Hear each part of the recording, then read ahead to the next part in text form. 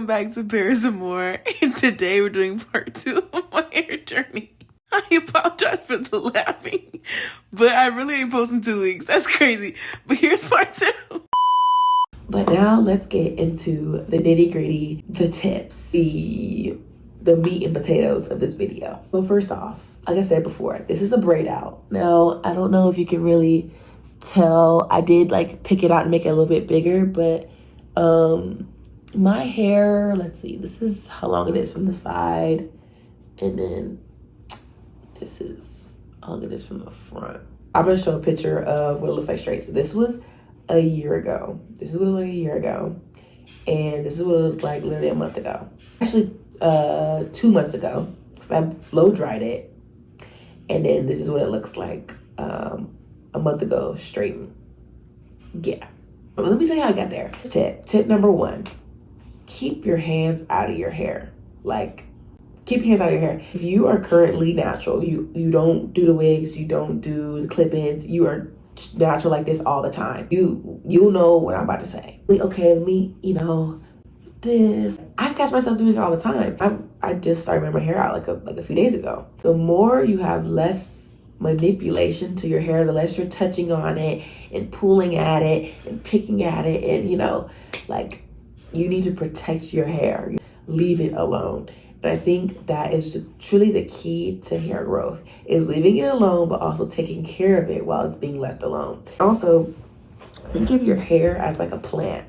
If you don't water a plant for a few days, it's gonna shrivel. It's the ends of the plant start to get crispy, it's to flake off.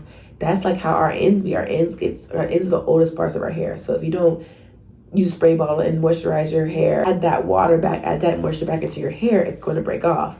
Protective styles are cool, but like I said, if you're not protecting your hair in the protective style, it's not doing anything. Like it's not going to benefit you in any way. There's people who do wigs or U-part wigs, or different protective braids, and they're not washing their hair, moisturizing their hair, they're not oiling their scalp, they're not trimming their ends. You have to do these things in order to truly see a difference in your hair. Because if you just put a wig on, and I'm not even thinking about lace front, like you can take off like the U-part wigs and stuff like that. If you wigs you can take on and off, and your hair is dry underneath, you're not spraying it, you're not doing anything that I just said, then your hair will break off and it will get dry and get worse. And you'll be confused. So you're like, I'm not doing anything to it. It has nothing, it can only grow. Like, I'm not doing anything to it. Well, that's the reason why. But as my hair has gotten longer, as I'm, adding in that moisture, I'm doing deep treatments to it, my hair is like probably 4A. Sometimes it gives 3C sometimes, but most of the time I'll just say 4A. I can tell I'm type 4 is because like if I do slick backs or anything like that, like my hair still, you can tell the texture. Like some people who have type 3 hair, their hair is very flat, like at the root. My hair is very curly all the way around from the root to the tip. Like it is thick, okay? I have thick hair. You have to deep condition your hair. I know it seems like an extra step, like, oh my gosh, like shampoo and conditioning is enough.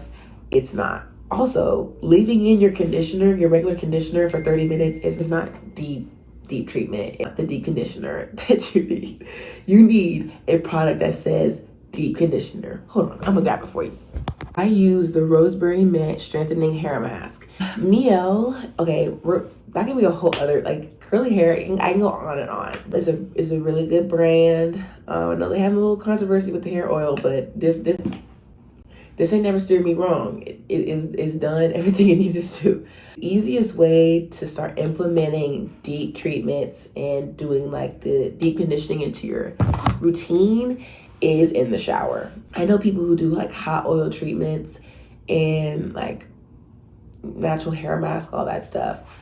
I am a lazy natural. I'm not making the hair oil on the stove and heating up in the microwave. Like I'm not to that point yet. Until then, I shampoo my hair, condition my hair, and then I put in, like, while I'm like, I don't know, about to add my body wash to my body, I'll put in my deep treatment after my conditioner, just run it through, let it sit. The steam from the shower I feel like helps a lot. It helps penetrate my hair and it makes it even softer.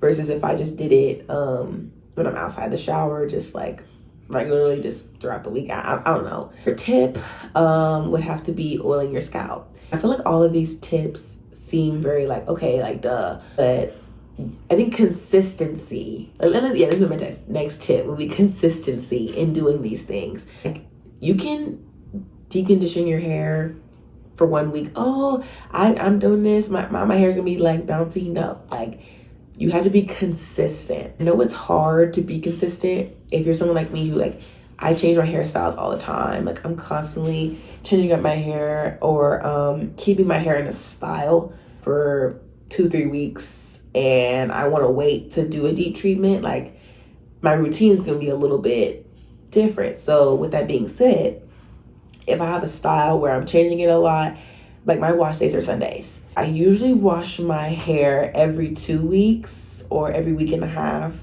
I usually aim for Sunday, like that's my rest, relax day, church day. Like I don't really have a whole much going on. So I will do my hair, take my time with a deep treatment, let it sit.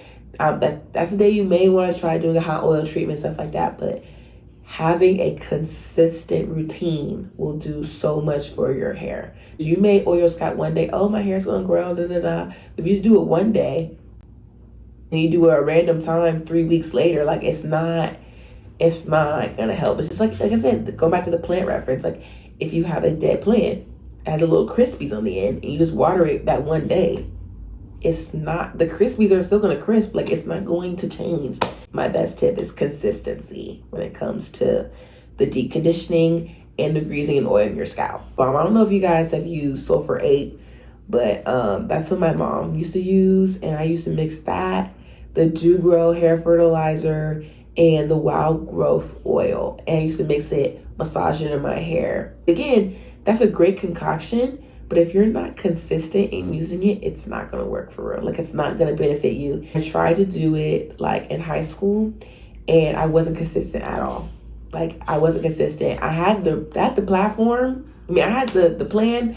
I just really need the platform to do it. I was messing up the platform. Like my hair was like, girl, like why are you doing this every 3 weeks and not a weekly basis or every few days? You know, like my hair wasn't used to that type of stuff. So when I was reintroducing it on a very infrequent basis, my hair really didn't take it in. My my fourth tip.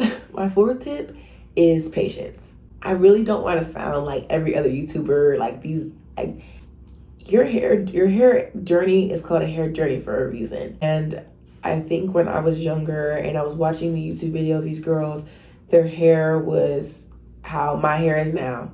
I'm just like, dang, like I want my hair to be full. I want to be able to rock it and wear it like this and do wash and goes and all this stuff. But my hair's too damaged to do wash and go. My hair's too short to do the cute styles. The texture is so thick, I don't know how to keep it moisturized because every other day it's dry. Having patience and consistency will get you so far. And like I used to be like really jealous of people who had hair that was looser than mine because you can just wash your hair, like literally wash and go. I wash and stay in the crib. That's what I do. Like my hair texture, I can't do that. If you take those steps to do these things with your hair, you will see progress. What was my fifth tip?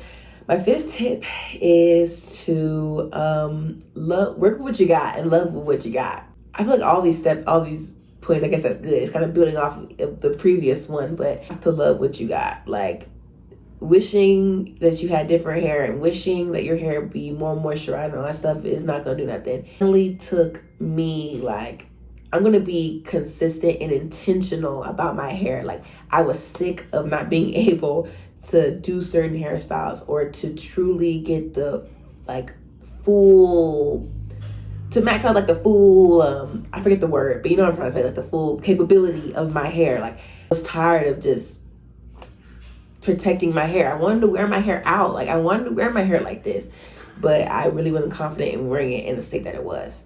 You know, if your hair has heat damage or if your hair is super short or if your hair is super thick and coarse, love that.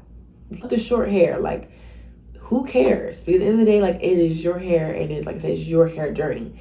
Now, like I said, if you want to take those steps to be intentional about having a routine and oiling your scalp, doing the deep conditioning, doing all those things, then that's okay. But you, at the end of the day, like, you can't hide your hair forever, and you can't straighten it all the time and expect for it to be just this amazing, like, head full of hair. You can, but like, I know I can't do that, so I don't do that. But yeah, the main tips or main advice I can really give, that everybody's hair texture is different, everybody's hair journey is different. So some of the things I just said may not work for you, or you may use different things. Kind of what I have been doing to kind of achieve this, and hopefully more bigger hair. Y'all, that's gonna be the end of today's video. I hope that you, like I said, if you're a curly girl, that you took down some tips, or you kind of look back at your routine and you're like, I'm gonna change this, I'm gonna add that. But also, like I said, I can go on and on. I can go do a video about specific products I avoid, products that are my holy grails. I can go more into that if you want that. But also, like I said, if you're not a curly girl, but you're just like interested in curly hair, or coarse hair, or just about my hair, I would love to talk more about it and do more videos about it. But this is my journey. That was my routine, that's what I kind of did to get my hair to how it is. Like, I know my hair isn't perfect, but it's definitely grown from what it was before. And like I said, I'm gonna try to add in the video so y'all can like go along with me. But yeah, that's my journey. Bye, guys.